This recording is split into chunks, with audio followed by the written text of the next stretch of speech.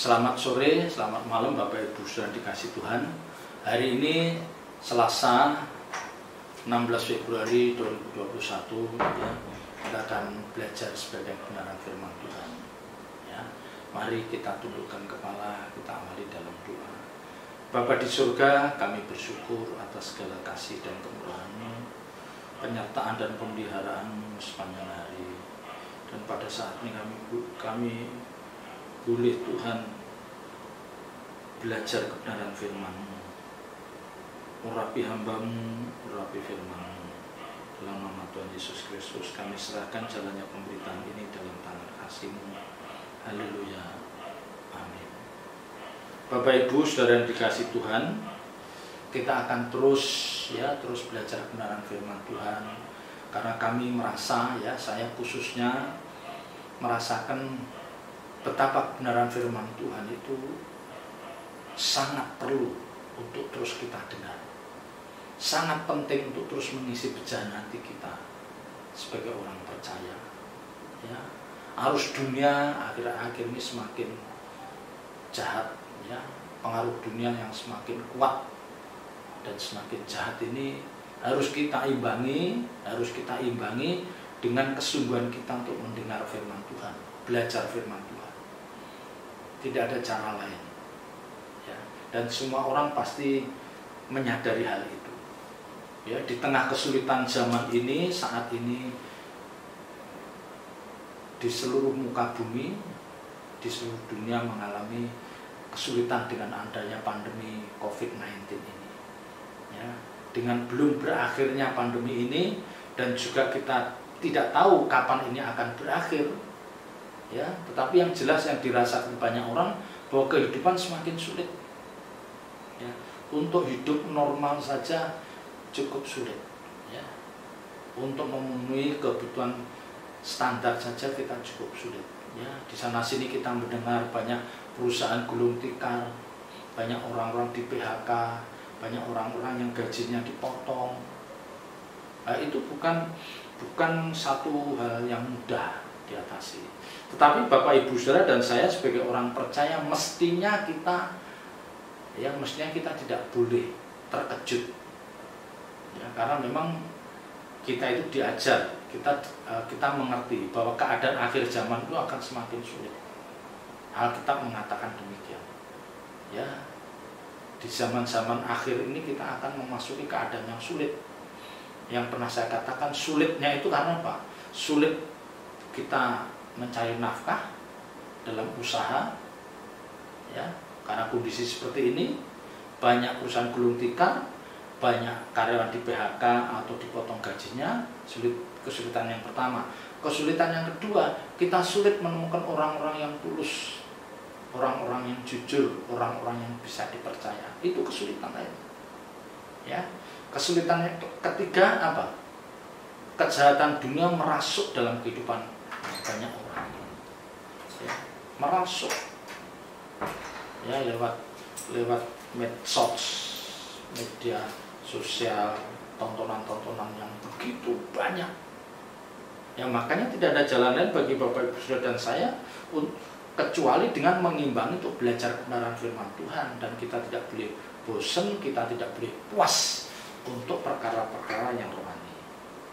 Malam hari ini saya akan mengajak Bapak Ibu Saudara untuk melihat, kita belajar dari kebenaran yang tertulis dalam Amsal pasal 3.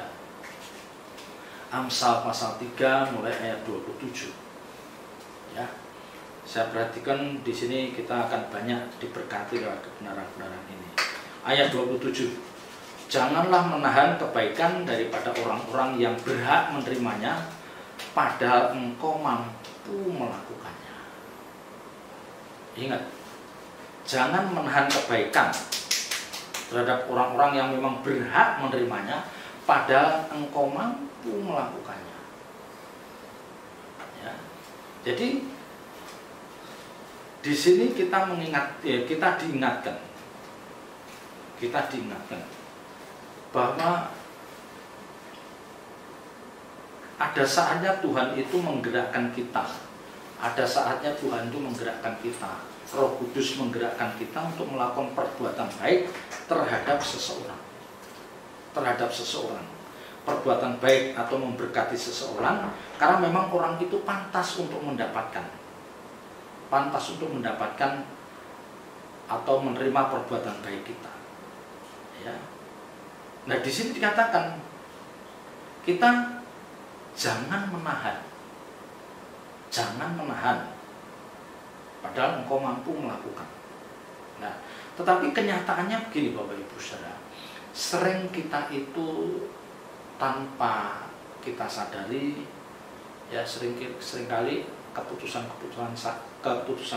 kita, tindakan kita itu seringkali seperti menahan, seperti menghalangi untuk kita berbuat baik.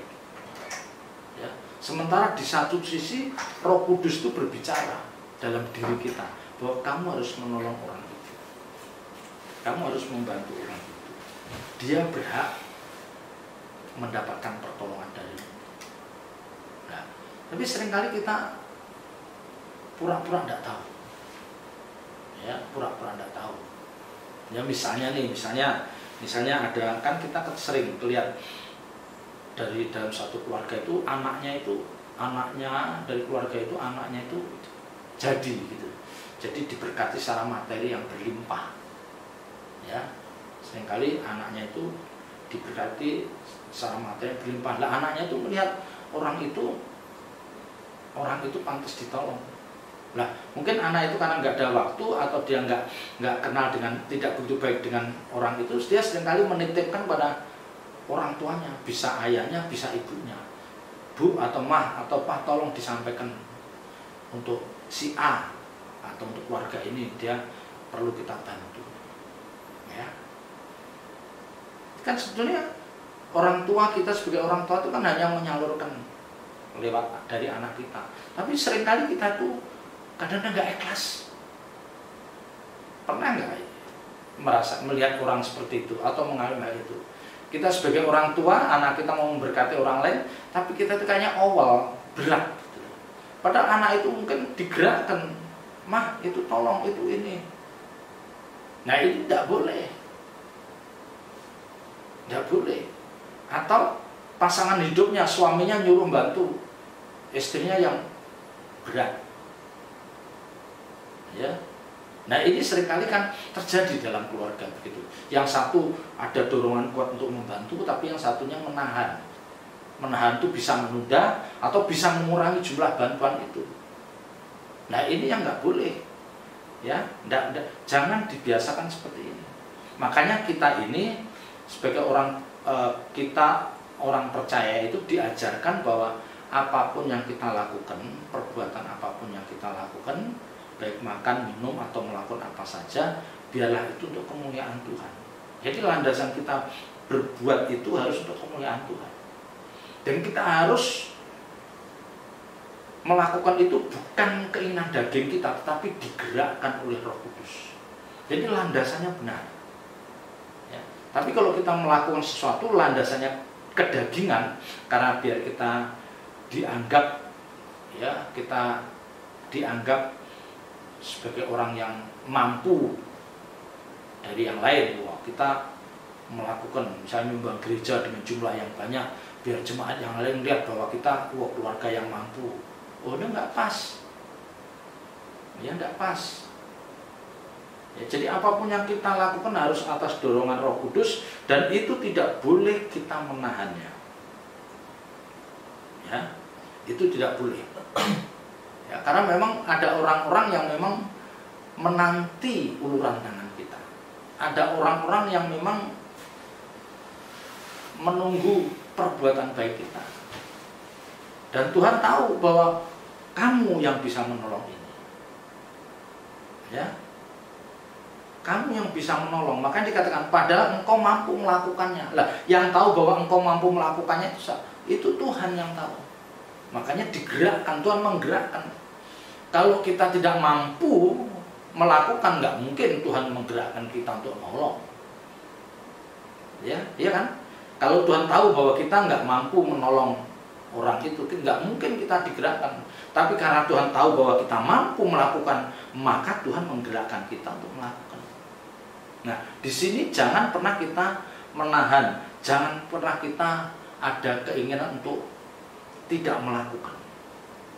Ya, ini menjadi presiden yang buruk.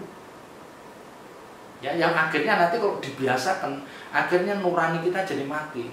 Roh yang ada di dalam diri kita jadi tidak peka mendengar suara Tuhan.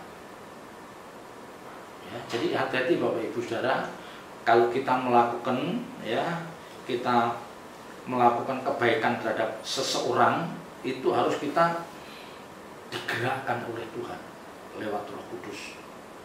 Ya, jangan menuruti keinginan daging kita. Ya, menuruti keinginan daging artinya enggak, orang itu mengecewakan saya, orang itu pernah berlaku tidak baik terhadap saya. Jangan seperti itu. Apalagi kalau itu saudara kandung, ya, saudara dari pihak istri atau suami, terus kita malas karena kita pernah dilukai. Oh, itu tidak boleh. Tidak boleh. Ya. Kita tidak diizinkan memiliki cara berpikir seperti itu. Ya, karena kita sebagai suami, ya, istri perlu, ada saudara istri yang perlu kita tolong, tapi karena kita pernah dilukai, kita bilang nggak ada duit aku. Padahal istrinya meraba, tahu suaminya punya duit, tapi karena untuk menolong saudara istri dia berat karena pernah dikecewakan. Itu tidak boleh. Tidak boleh melakukan hal itu. Demikian juga sebaliknya, istri nolong pihak suami karena pernah dikecewakan, terus istrinya nggak ada duit saya. Oh, itu bukan tipikal orang percaya. Ya, Tuhan tahu kita mampu. Tuhan tahu kita mampu, dan Tuhan menggerakkan kita menolong orang itu. Ya, dan Tuhan katakan kamu yang bisa menolong. Tapi kalau memang kita berkeras hati, kita nggak menolong, oh iya silakan, Tuhan juga nggak masalah. Kamu memilih untuk tidak menolong, sekalipun aku sudah menggerakkan. Nah, nanti kita akan menanggung konsekuensi dari ketidaktaatan. Ya, ketidaktaatan kita atas pimpinan Roh Kudus ini. Jangan sampai kita seperti itu. Ya, nah ini yang seringkali terjadi dalam kehidupan kita. Ya, kita harus tahu, kita tidak boleh menutup rezeki orang. Ya, kita tidak boleh menutup rezeki orang, nggak boleh. Ya. Ayat 28. Janganlah engkau berkata kepada sesamamu, pergilah dan kembalilah besok, akan kuberi, sedangkan yang diminta ada padamu. Nah, ini ketika saya membaca ayat ini, saya agak ada sedikit tertawa, ya, geli dalam. Karena ini sering dilakukan orang percaya, sering. Jadi dia punya, ketika ada orang lain datang, ya, memerlukan pertolongan, dia bilang, waduh nggak ada, coba besok dia balik ke sini. Itu bahasa kalimat itu sering keluar dari orang-orang, ya baik itu orang percaya atau orang di luar orang percaya. Tapi sering begitu, ya, waduh saya nggak ada, besok ya saya usahakan mudah-mudahan ada. Padahal saat itu juga kita ada. Nah, ini tidak boleh, ya. Jadi dia ingin menunjukkan bahwa ini loh, aku akan berjasa, berjuang untuk menolong kamu. Masih, ya, kan dia pasti dilandasi dengan bahasa gini. Saya nggak ada nih, bener nggak ada. Besok saya usahakan, mudah-mudahan ada. Padahal saat itu juga ada. Nah, ini kan orang nggak tulus nih. Apa maksudnya dia ngomong begini? Makanya Alkitab ini katakan, ya, jangan kau berkata kepada sesamamu, pergilah dan kembalilah besok, akan kuberi, sedangkan yang diminta ada padamu. Saat itu kamu punya. Nah, orang-orang seperti ini kan orang-orang yang ingin dikatakan orang yang berjasa. Ya, dia ingin dikatakan bahwa dia orang yang berjasa untuk menolong. Ya, dia dianggap orang yang penting. Sebetulnya tanpa dia harus mengatakan besok balik, ya saya akan usahakan, itu dia sudah dianggap orang penting.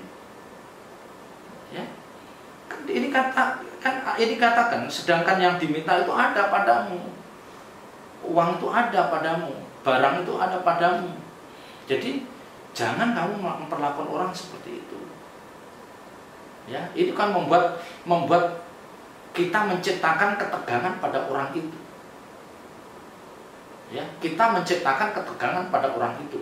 Karena orang itu disuruh pulang dan balik besok. Pasti orang itu dalam hatinya, waduh besok ada enggak ya, ada enggak ya. Kan pasti ada harap-harap cemas. Ini yang tidak boleh. Orang percaya tidak boleh memiliki sifat seperti itu. Ya, kalau toh kita ingin memberikan pelajaran buat mereka, bukan begitu caranya. Bukan begitu caranya. Kita harus bisa panggil baik-baik, ketemu empat mata, katakan saya ada, saya akan tolong, tapi kamu harus janji, kamu harus jujur, kamu harus tepati. Nah itu lebih fair. Ya, jadi kita mengajak mereka untuk ngomong secara terbuka dan kita sambil kita mendewasakan. Ya, kita sambil apa? Menuntut supaya dia tanggung jawab. Kalau memang itu pinjaman. Ya, jangan kita ada kita bilang nggak ada. Itu membuat ketidaknyamanan orang itu. Padahal kita itu justru bagaimana kita itu bisa membuat orang lain merasakan keteduhan ada bersama kita. Ya, kita itu justru kalau bisa, ya kita itu membuat orang lain tuh merasakan keteduhan, punya sahabat kita, punya saudara kita, punya teman kita, ada keteduhan. Jadi bukan seperti ini. Kalau jawaban seperti ini kan membuat orang lain atau saudaranya itu membuat jadi apa? Was-was. Apalagi kalau itu untuk bayar SPP lah, untuk berobat orang sakit lah, itu kan udah begini. Kita tidak boleh begitu. Ya, maka di depan tadi saya katakan mungkin memang orang yang akan pinjem atau mengganggu kita, mungkin dia pernah mengecewakan kita, ya mungkin bisa jadi, tapi caranya tidak seperti itu. Ya, kita harus ngomong baik-baik. Ya, kali ini kamu harus tunjukkan, kamu harus tanggung jawab. Omongan kamu harus bisa dipegang. Ya, kita memang saudara, tetapi bukan berarti kita bisa seenaknya. Ya, tanggung jawab tetap tanggung jawab. Nah itu jauh lebih baik daripada kita seperti ini. Ya. Maka seperti kata pameo orang dunia, kalau bisa dipersulit kenapa mesti dipermudah? Nih, kalau bisa dipersulit kenapa mesti dipermudah? Nah, ini bukan konsep filosofi orang percaya. Kalau bisa dipermudah, ngapain dipersulit? Ya, bahkan Alkitab katakan kalau kita meminjamkan orang lain, kita nggak boleh nagih, kita tidak boleh meminta, kita ikhlaskan saja. Kita diajarnya seperti itu. Ya, jadi ingat, jangan kita melakukan satu hal yang tujuannya untuk ngerjain. Itu kan ngerjain kan. Kalau bahasa sekarang, gua kerjain. Kita nggak boleh ngerjain orang lain, yang buat orang lain bimbang, yang buat orang lain khawatir. Salah. Justru kehadiran kita membawa keteduhan buat orang lain. Ya, ayat 29. Jangan merencanakan kejahatan terhadap sesamamu, sedangkan tanpa curiga ia tinggal bersama-sama dengan engkau. Nah, kebenaran ini menyiratkan bahwa kita diajarkan untuk menjadi orang-orang yang tulus. Ya. Kalau dia saja tanpa curiga tinggal bersama dengan kita, kan dikatakan, sedangkan tanpa curiga ia tinggal bersama-sama dengan engkau. Artinya orang itu menilai, menganggap kita bahwa kita sebagai orang yang bisa dipercaya, yang dengan kita mereka merasa aman. Tahu maksud saya? Jadi mereka bersahabat dengan kita, mereka merasa aman. Mereka punya saudara kita, ya, mereka punya saudara, ya, mereka bersaudara dengan kita, mereka merasa aman.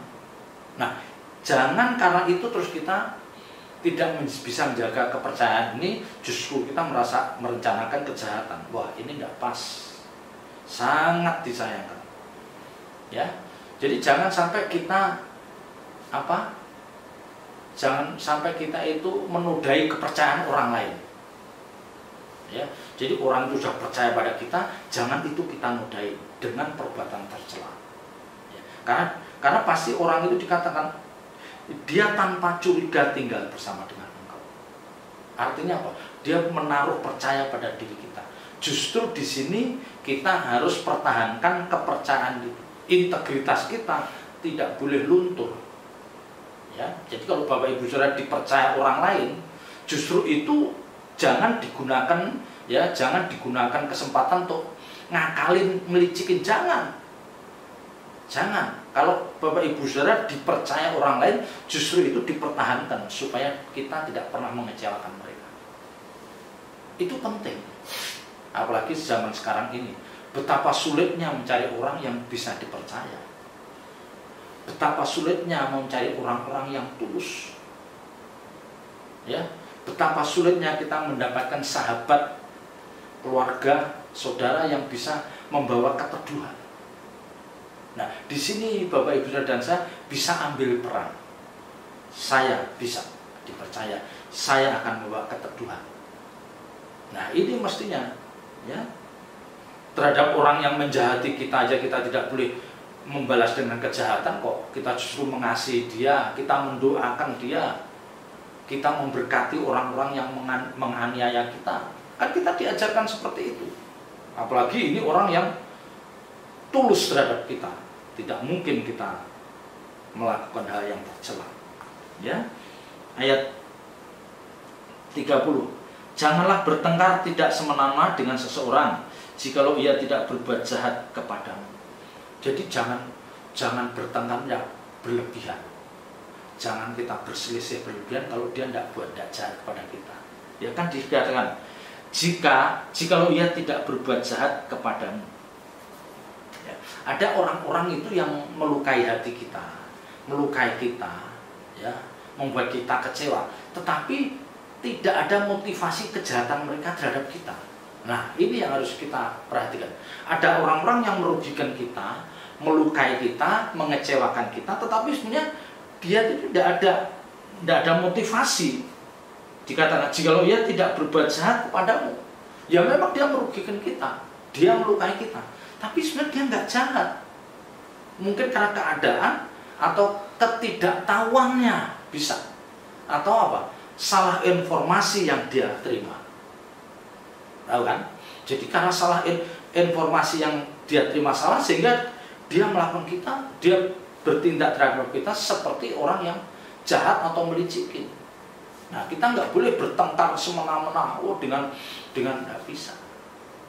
Ya, jadi maka di dalam satu perselisihan, perbedaan itu kita harus minta hikmat Tuhan.